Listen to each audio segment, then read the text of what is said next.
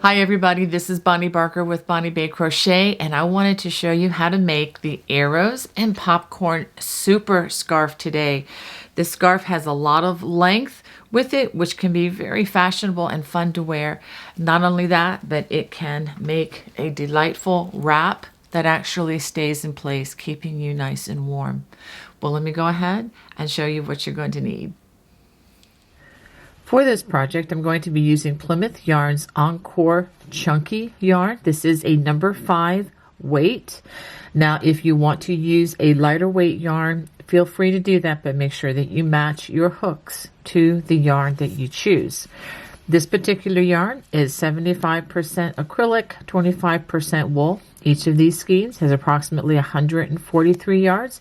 Look across the bottom of the screen and I'll tell you approximately how many of these I needed for this project. For this project, I'm going to be using 2 crochet hooks. I'm going to be starting with the size K, which is a 10.5 or 6.50 millimeters. And then I will also be using a larger hook. This is going to be for the popcorn section. And this is a US size 11 or L, and that is 8.00 millimeters.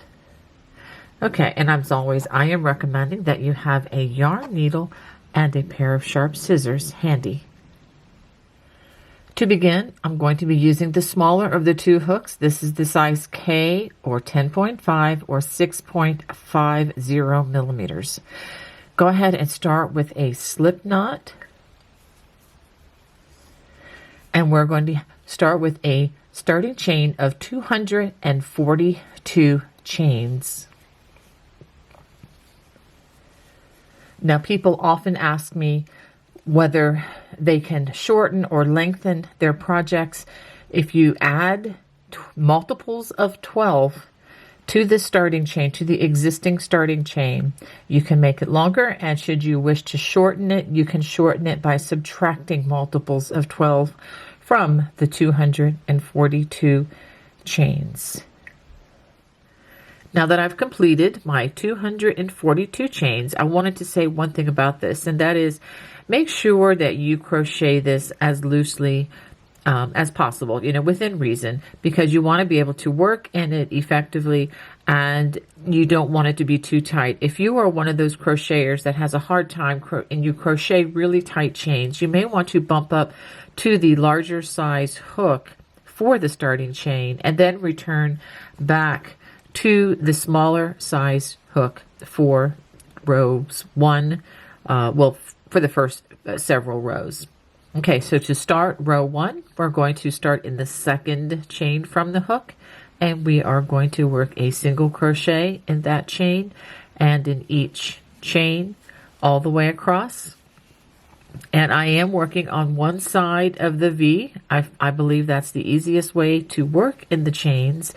Don't worry about working in the back bump in this case, because we are going to do a perimeter round around the entire scarf when we finish, and none of this foundation chain will be, it won't look like this. You will have a slip stitch added to that, which will make it look a lot better than it does.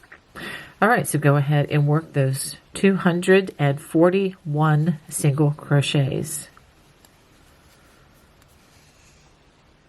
So we're going to begin row 2, and this is called the low front ridge. I've gone ahead and I've chained 1, and we're only going to work in the front loop. We're going to skip this first stitch, but this will not affect our overall stitch count because it's what we do in row 3 by working in the remaining loop that maintains the stitch count. So we skip that first stitch, and in the second and the rest, we're going to work a slip stitch. Just like this. Make sure that your slip stitches are not overly tight, but in a relaxed manner. That way, the row will come out well. So go ahead and work those slip stitches all the way across. And you should have 240 of these, since we are going to have one less. since we skipped that first stitch. So go ahead and work that all the way across. So after working that all the way across, we're going to turn, chain 1, and now working in the remaining loop, you can see them, they're right here, we're going to work single crochets in each of those remaining loops. And you should have 241 stitches at the end of this row. And for the record, I am not counting the turning chains. Recently, some new crocheters have asked me that if the turning chains are included in the stitch count, and the answer is no. Those are considered turning chains, not stitches in a row. That is an excellent question. Okay, so we're just going to work this all the way across. Let me show you what happens is it forms this beautiful ridge. So go ahead and work that all the way across the row, working in that remaining loop. So now we're going to start the arrow stitch. The arrow stitch is worked in 2 rows, so this is row 1 of the arrow stitch, but it's also row 4 of the design. We're going to start with a chain 3, and we're going to skip the first 3 stitches, 1, 2, 3. We're going to work a treble crochet in the next stitch. And for those of you who follow my channel regularly, I am starting this stitch just slightly different than normal. So I'm starting right from the chain 3. Working behind the treble crochet, we're going to work a double crochet in each of the 3 stitches that I just skipped.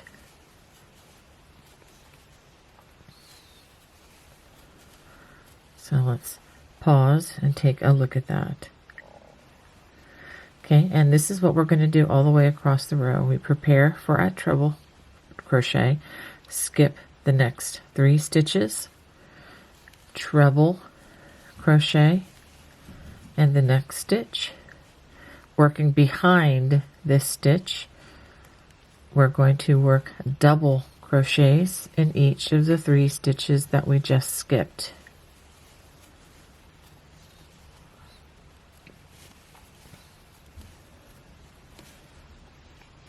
I'll show that to you one more time because I know some of you out there have never seen this before. Skip the next 3 stitches, treble crochet in that next stitch, and working behind that treble crochet, we're going to double crochet in those 3 stitches that we just skipped.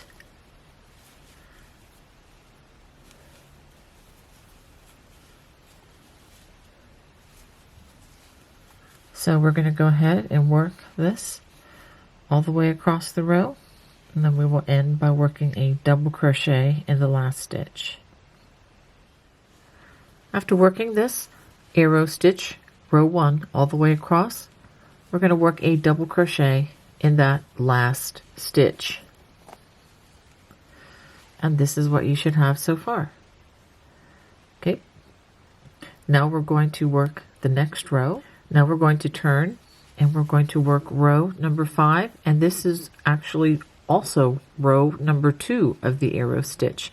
The reason I'm saying row 1 or row 2 of the arrow stitch is you are going to be repeating this on the other side of the scarf.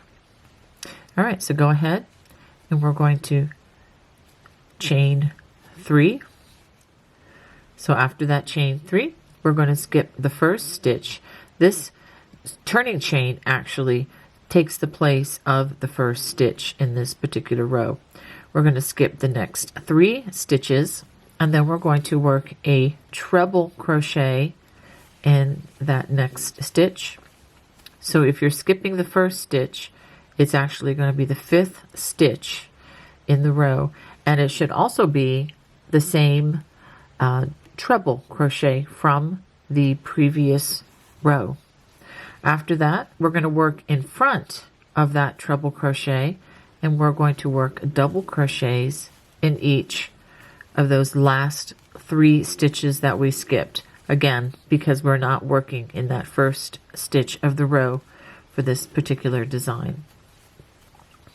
Okay, so let me go ahead and do that again with you, because starting the row is always a little bit different than continuing.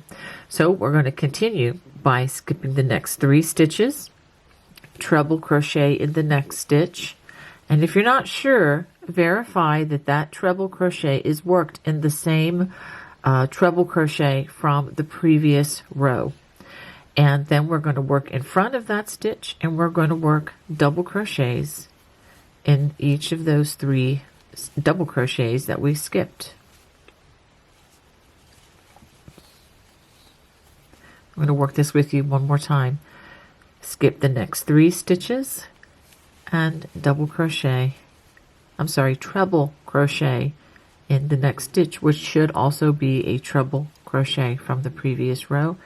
And working in front of that stitch, we're going to double crochet in the 3 stitches that we skipped.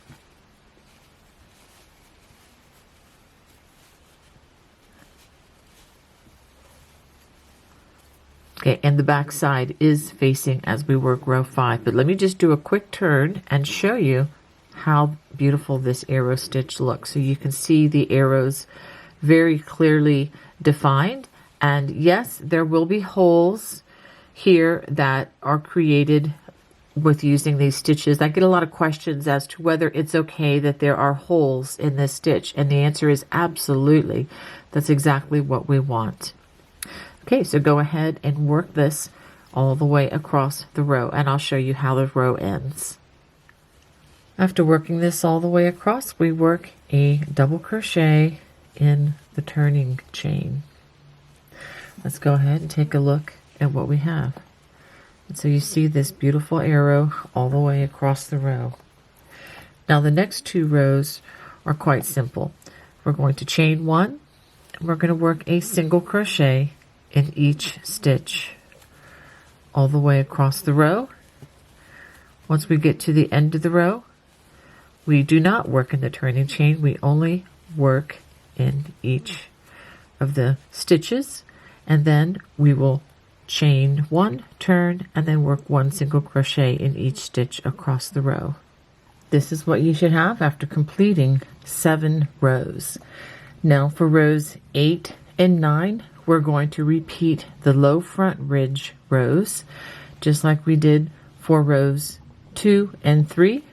We're going to go ahead and repeat that for rows 8 and 9. And as you recall, we skipped that first loop of the first stitch, and working only in the front loops, we work slip stitch in every front loop all the way across the row. We do not work in the turning chain, just as a reminder. And then after we complete row number 8, we will chain 1 and turn, and we will work single crochets in the remaining loops all the way across. And if you have a hard time finding where that loop is, you can fold this over and you can see the single crochets clearly, and then just go up into those loops. So again, after the end of row 7, you should have 241 stitches. When you work the row with the slip stitches, you will have 1 fewer, which will make that 240 stitches. And then when you chain 1 and work in the back loop, you'll come back to 241 stitches, because we're working in every stitch and we only skipped the first loop here. Okay, and just to let you know, the reason we do that is it prevents a bulge from forming here with the chain 1, and the chain 1 actually lays in front of where the first stitch is. So that's the method behind the madness there. Okay, so go ahead and complete rows 8 and 9 of the low front. This is using the low front ridge. This is what you should have after completing 9 rows. Now we're going to do something very, very important. We're going to change our crochet hook. We're going to change to the next size up, which is a size L, or 11 or 8.00 millimeter, We do this because the popcorn stitch does tend to pull more tightly, so we need to size up to a larger hook. If you don't do that, you will notice that it will pull on the other rows. So make sure that you upsize the hook. We're going to chain one. We're going to single crochet in that very first stitch. Then we're going to chain one. We're going to skip the next stitch, and in the next stitch we are going to work a popcorn, and we work that by working 4 single crochets in the same space. Then we pull up a loop. They're going to reinsert our hook into the first of those 4 single crochets, grab that loop, and then pull it through, and it should make a little popcorn for you. Then we're going to chain one to close up the top, skip the next stitch, and in the next stitch we do it all over again. We work a single crochet, chain one, skip the next stitch, popcorn in the next stitch by working 4 single crochets,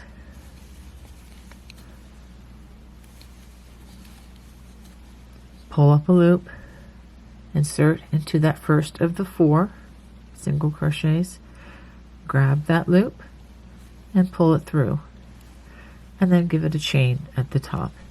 I'll do this one more time. Skip the next stitch. Now be careful that you don't skip too many stitches here. Just skip one, and the next stitch work a single crochet, chain one, skip another stitch, and then we work the popcorn again.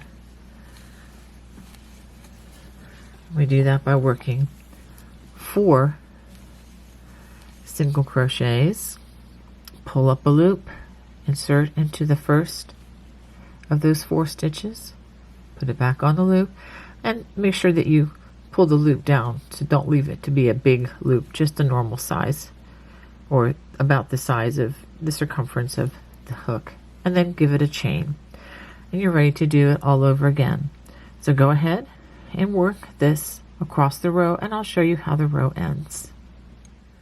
As I come to the end, I'm going to skip the next stitch and single crochet in the last stitch, and this is what you should have after completing 10 rows.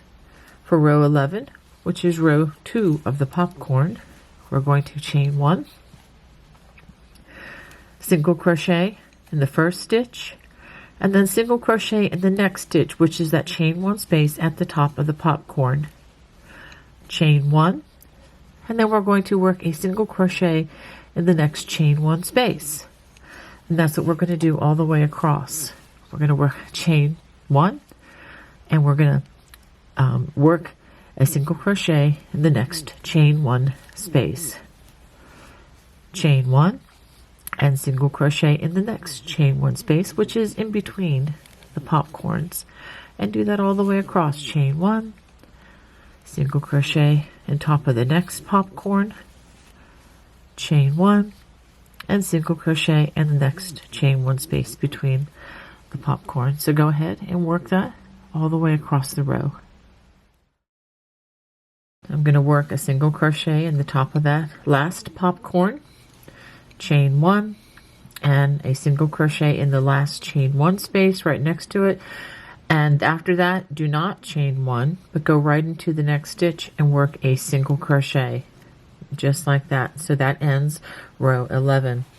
Now for row number 12, it's going to be very similar to row 10, but the way you start and end this row is going to be slightly different, so that the popcorns can alternate, and I'll show you what that means. We're going to chain 1. This is for row 12.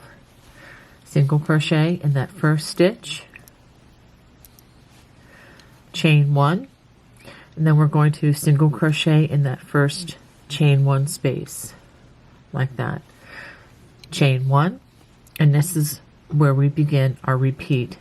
We're going to work a popcorn in the next chain 1 space, just like we've been working those.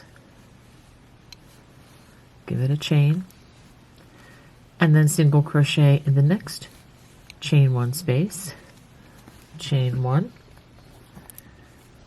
and then work another popcorn in the next, chain 1 space. So we're basically alternating a popcorn in a chain 1 space, and then a single crochet in the next one with chain 1s in between. Okay, so, and of course the chain 1 with the popcorn is the chain that closes the top. And then single crochet in the next space, chain 1, etc. And you see how the popcorns are alternating. That's what you want. If your popcorns are not alternating like that, then you want to pull out this row and try again. Okay, so go ahead and work that all the way across the row, and I'll show you how the row ends. At the end of row 12, I've continued in my stitch pattern with the popcorn, chain 1, single crochet in the next chain 1 space, chain 1, and then we're going to skip the next stitch and single crochet in the last single crochet. So that's how row 12 ends. So for row 13, it's very similar to row 11. We're going to chain 1, we're going to single crochet in that first stitch,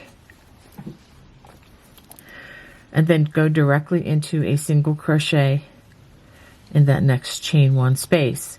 And then we begin the chain 1 and single crochet in the chain 1 spaces only. Of course, the chain 1 space at the top of the popcorn, chain 1, and then the chain 1 space in between the popcorns, chain 1, single crochet in the top of the popcorn. So go ahead and work that all the way across the row.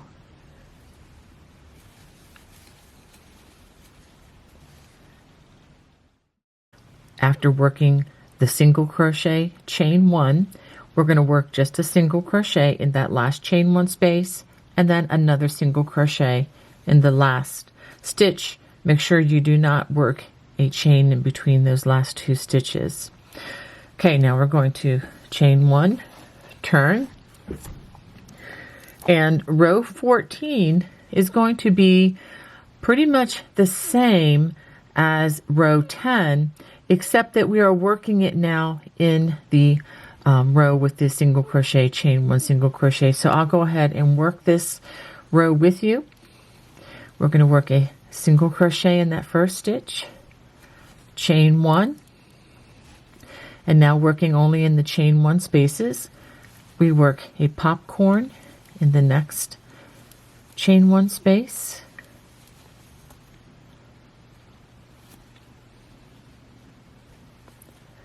make sure we find the right place for that first stitch. There we go. And complete that popcorn and the chain 1 at the top, single crochet in the next chain 1 space, chain 1, and you understand the routine. Popcorn in the next chain 1 space.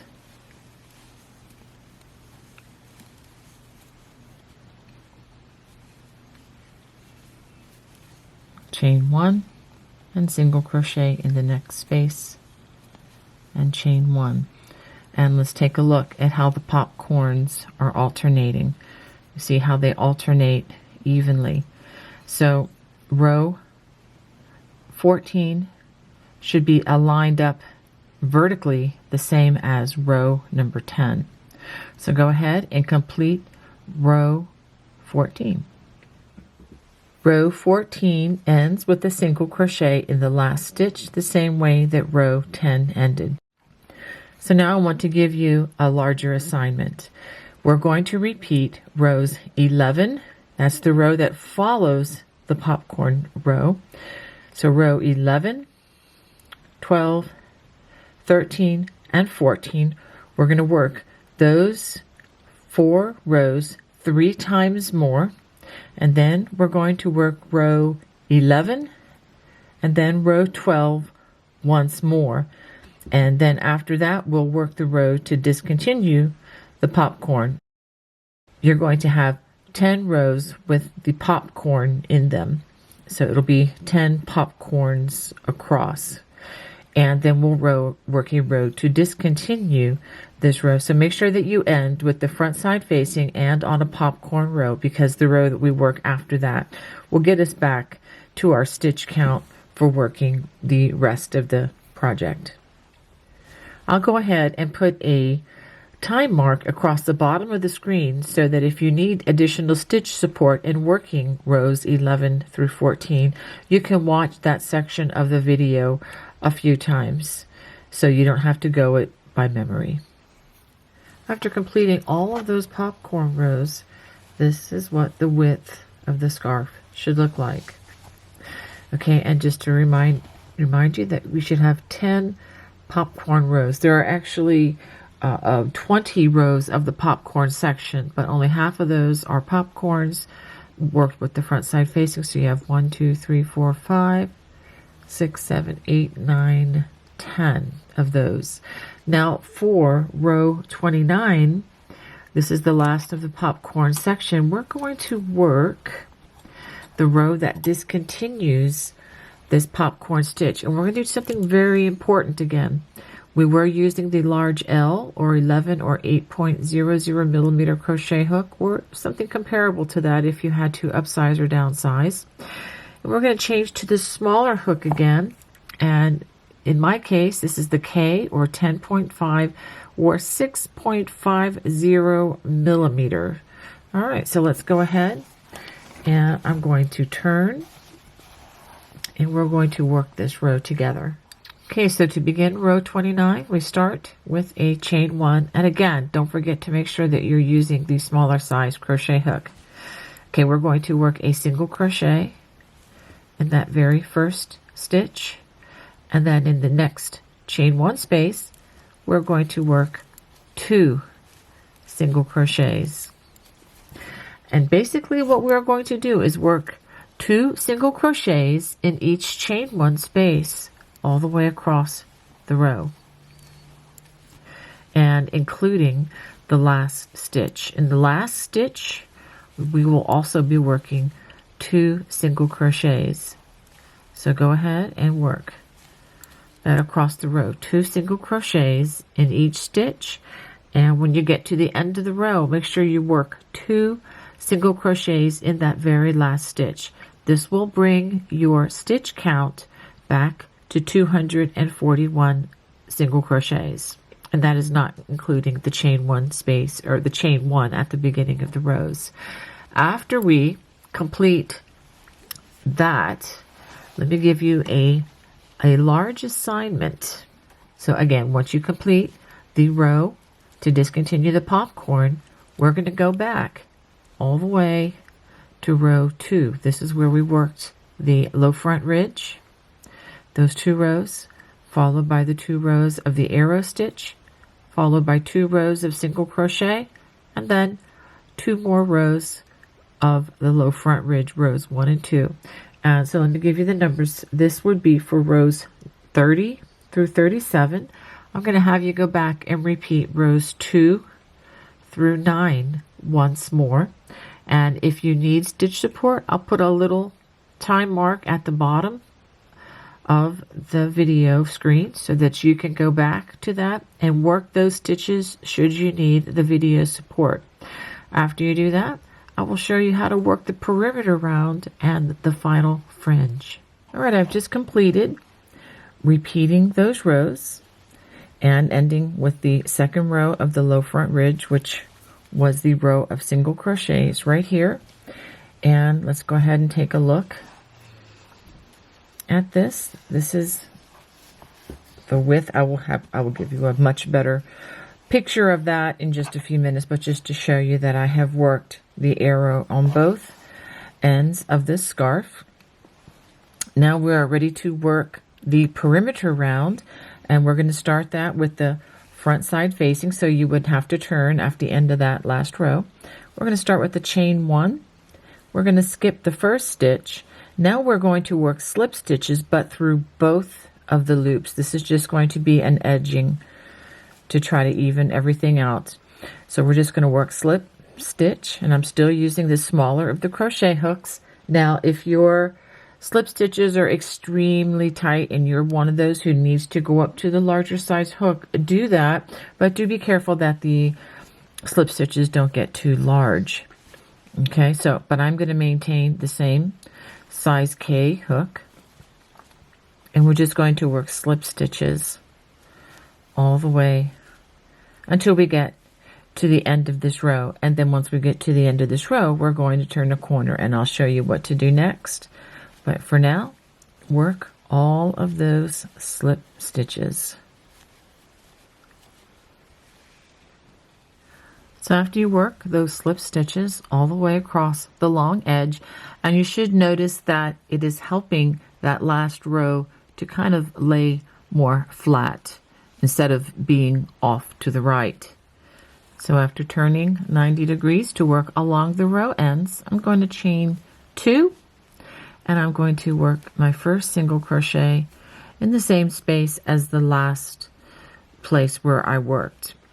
And then we're going to chain 1, and we're just going to work in a relaxed, even way across the bottom of this this scarf.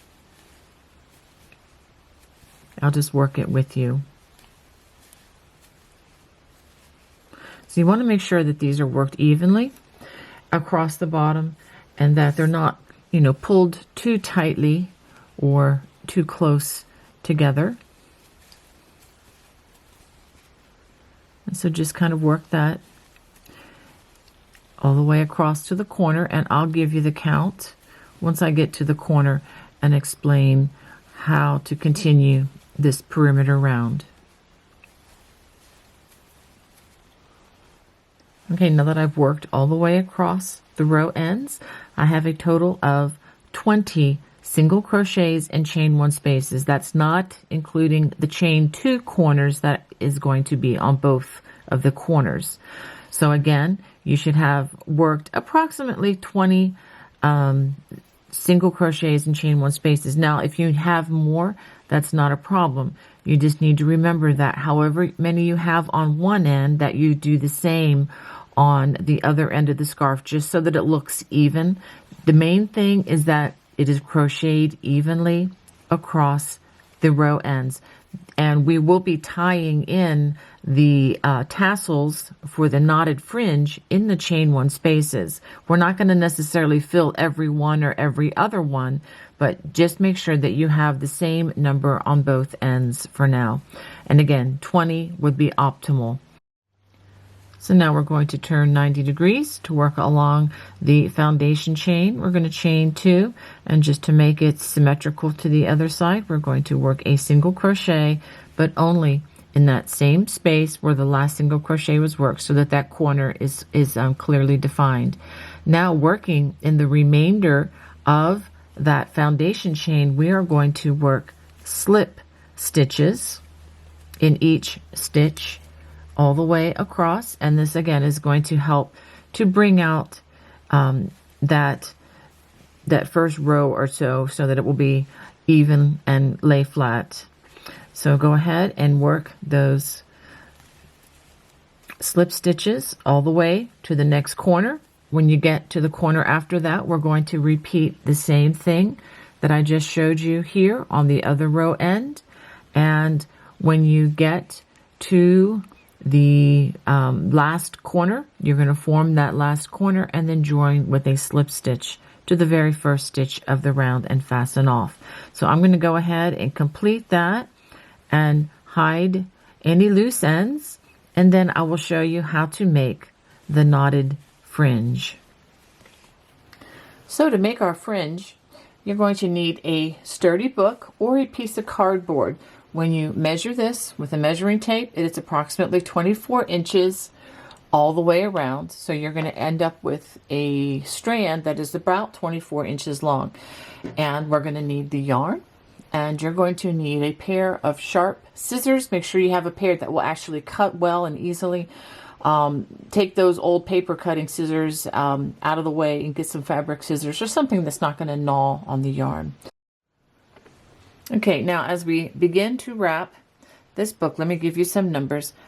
We're going to make these tassels out of 5 strands of these 24-inch strands. So each will have 5. You have approximately, well, exactly actually 11 tassels. So 5 times 11 is 55, and you have 2 ends times 2, so that's 110 strands that you're going to need that are approximately 24 inches long.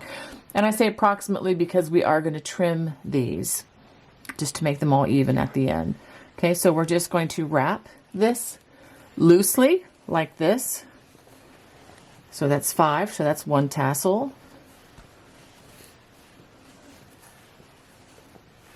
That's 2.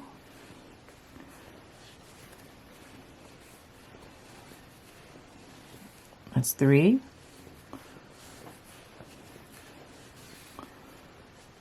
So that's 4 sets of 5, and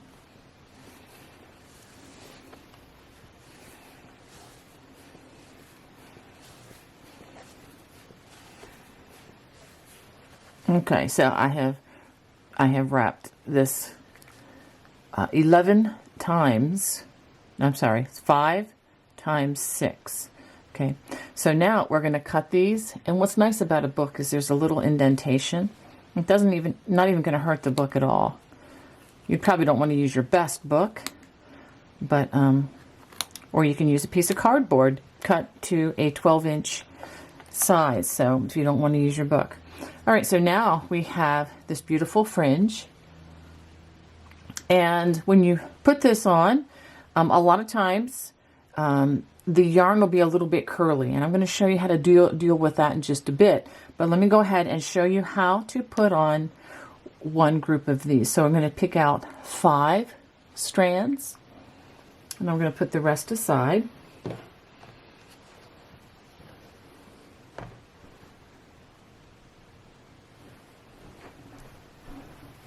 Okay, and what I'm going to do is I'm going to try to even these up so that they are all even at the top there. Don't worry if they're not perfectly even. Like I said, we're going to trim these, and then make sure that these are nice and even, and then estimate the halfway point, and that's close. Okay, so I have my finger right up here at the halfway point, and go ahead and pull on that, and I'm going to grab them, just hold them like this. Okay, so now I have the tassel ready to go. I'm going to go ahead and reorient this a little bit. So I'm going to start right here in the chain 2 corner. Okay, and I'm taking my hook, crochet hook. It doesn't really matter what size. Definitely try one at least the size K, at least size K that we used for the project, because you have a lot of strings to pull through at once. So I'm going to come from the back into the chain 2 space. Now they're only going to be chain 1 spaces going across, but we'll start with the chain 2 space, and I'm going to put all the strands over the hook like this and bring it down. Put all the other strands in front of that and pull these through like this, and then give it a tug. And there you go. You have the tassel attached. And I'm going to actually show you 2 different ways to do the fringe. I'm going to show you just the plain tassels to start, and then I'm going to show you the optional knotted fringe after that. So let's go ahead and do this again. Go back to my yarn supply. I'm going to take 5 strands again, even them up,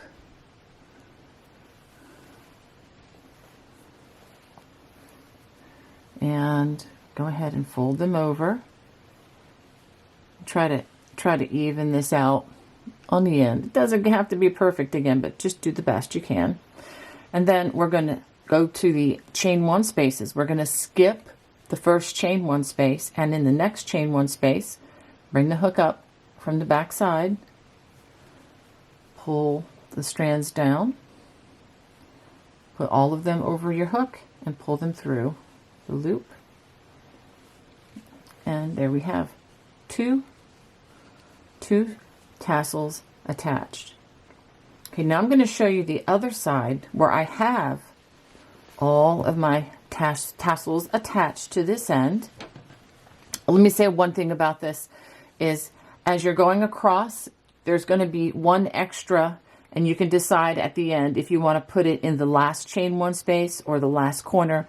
I did put mine in the last corner and just kind of split the difference with that other tassel, and you can just arrange them however you want evenly, or you can even choose to have fewer. It's all up to you.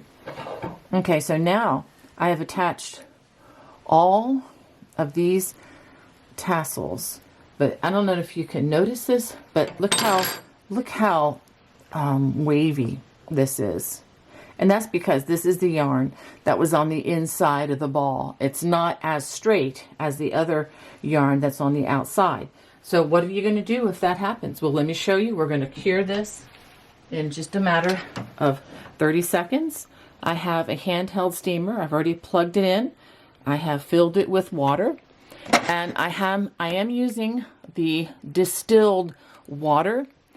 It has fewer minerals in it, so it won't be spitty towards your clothes, if that makes sense. If you ever have ironed with an iron that makes a lot of noise, it's because of the chemicals and minerals that are in the water coming out of the tap. So it's always better to use a distilled water. Okay, this is a steamer I got off of Amazon for in a ballpark of $20. It's great for traveling. It takes about 30 seconds for the water to heat, and then once it does, steam comes out. And when that happens, and do be careful, it's really hot, it can burn you. What we do is we apply the steam,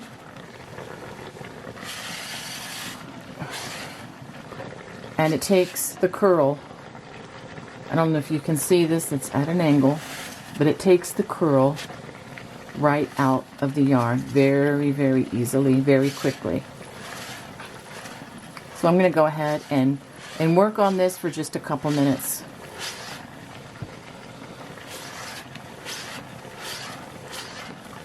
And this will not harm the fabric either. Less than a minute later, and this yarn is beautifully straightened. I don't know if you can see that. There we go. You can see how straight this is. Now I'm going to go ahead and push this back because I want you to see what I'm going to do next. If you want just tasseled finish, you can do that, and I would recommend that you go ahead and trim the ends. See, the ends do need some trimming. You can just trim them up.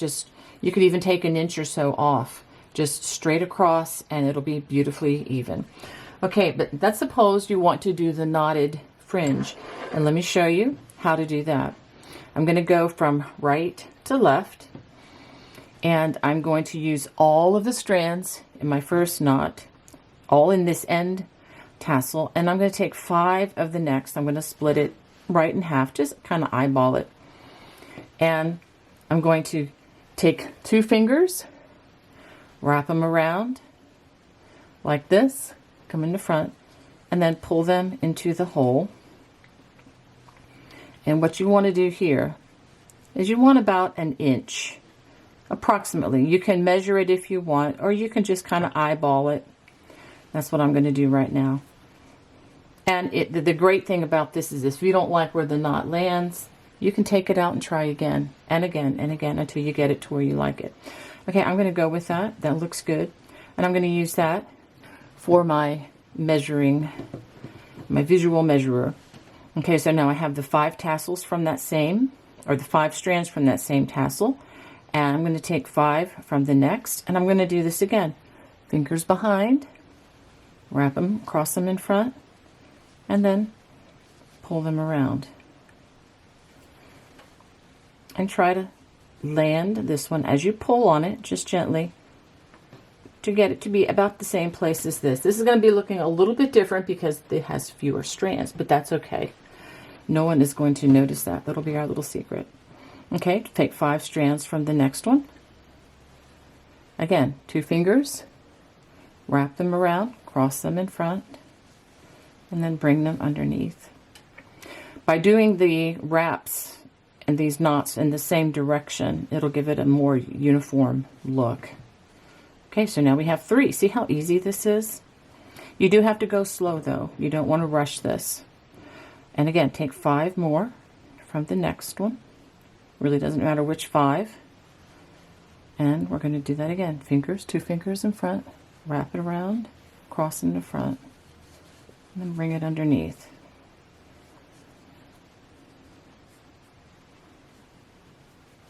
Okay, so that's pretty good. That's pretty close. Well, I'm going to go ahead and finish this out. And when I get to the one on this end, I'm going to take half of these that are remaining, and then I will add them with all of the strands of the last tassel. So I'm going to go ahead and finish that, and then I'll trim this with you. Okay, so now our fringe is done on one end. There is still one thing left to do, and that would be to trim it. And so let me just show you. I'm going to trim just a couple of these, and it's okay if they're not all perfectly the same. So you may even want to go according to the shorter strands in the tassel, which is what I'm going to do. And again, very important that you have sharp scissors. That looks pretty good. So let's take a look at the next one. And I'm going to trim about 1 inch. All right. I'm going to go ahead and work this all the way across.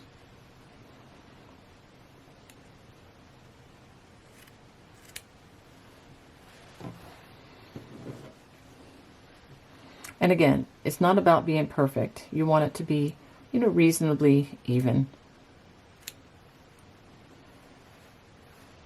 All right, so I'm going to go ahead and finish trimming this all the way across, and then I'm going to finish the other end. I hope you enjoyed making my arrows and popcorn super scarf today. If you did, I would love to hear from you. Please always feel free to comment in the comment section below. God bless.